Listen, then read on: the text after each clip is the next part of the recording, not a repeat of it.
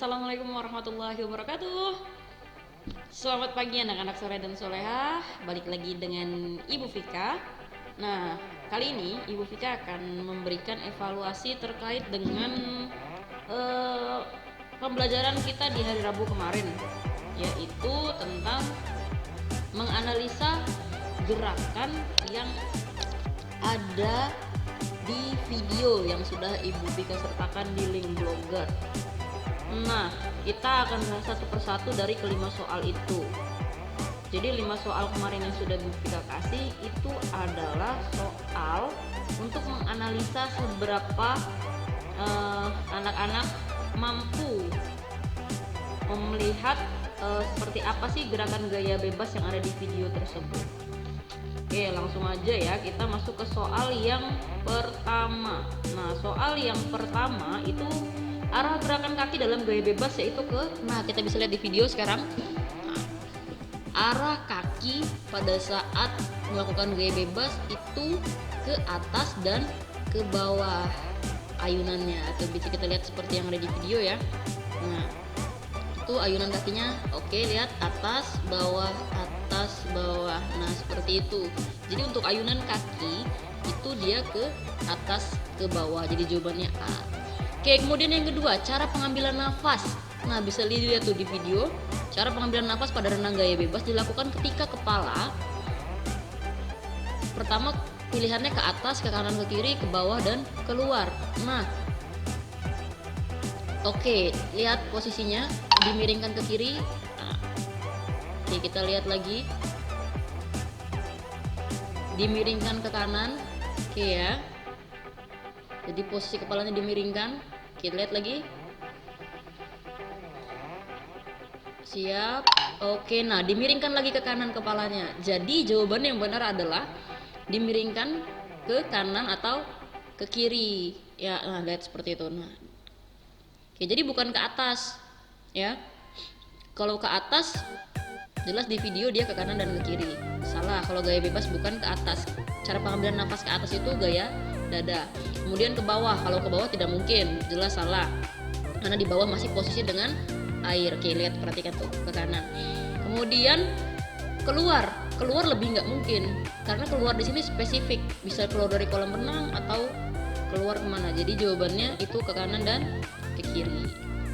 Ya. Nah, kita lanjut ke nomor 3. Pada saat melakukan gaya bebas, posisi awal tangan berada di mana? Oke, kita lihat sekarang posisi tangannya. Posisi tangan awal itu berarti pada saat pada saat posisi tangan sebelum dia mengayuh ke belakang. Nah, posisinya itu kita lihat tangannya yang tidak mengayuh ya. Oke, kita lihat tangannya tidak mengayuh tuh, yang tangan sebelah kanan.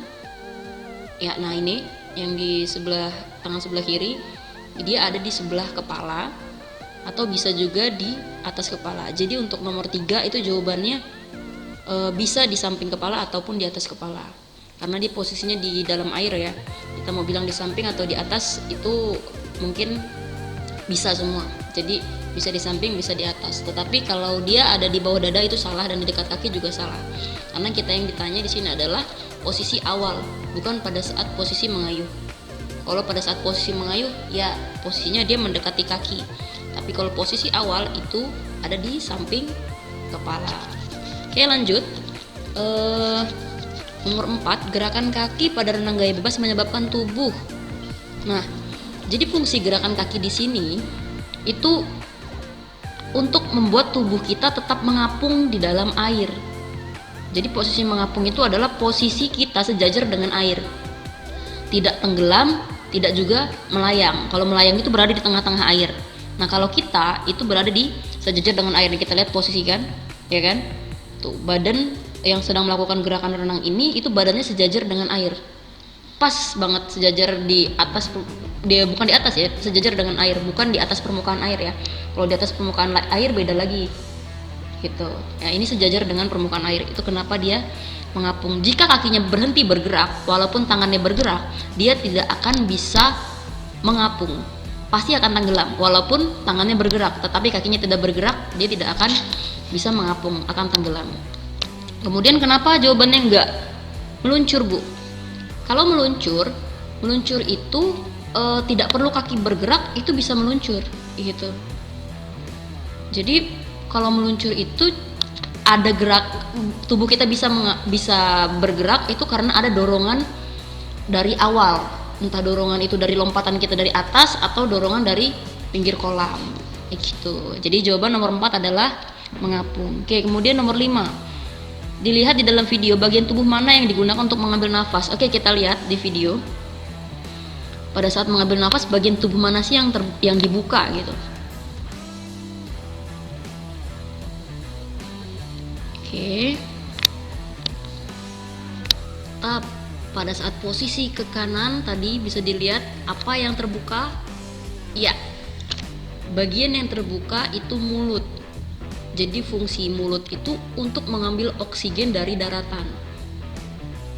Makanya kepalanya harus miring ke kanan dan ke kiri gitu. Jadi pada saat dia memiringkan kepalanya ke kanan, mulutnya otomatis menghadap ke langit-langit ya, atau ke daratan, sudah lagi tidak berada di dalam posisi air.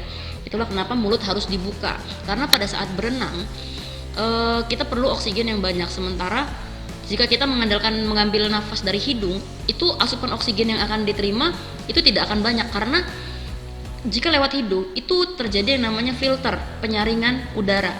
Jadi yang akan masuk ke dalam paru-paru kita itu tidak banyak. Tetapi kalau dengan mulut, itu semua oksigen yang dapat kita hirup itu lebih banyak daripada oksigen yang kita hirup lewat hidung. Itulah kenapa jika berenang itu menggunakan mulut pernafasannya, bukan dengan hidung. Oke, itu aja yang dapat Ibu sampaikan. Kurang lebihnya Ibu mohon maaf. Wabillahi taufiq wal hidayah. Wassalamualaikum warahmatullahi wabarakatuh.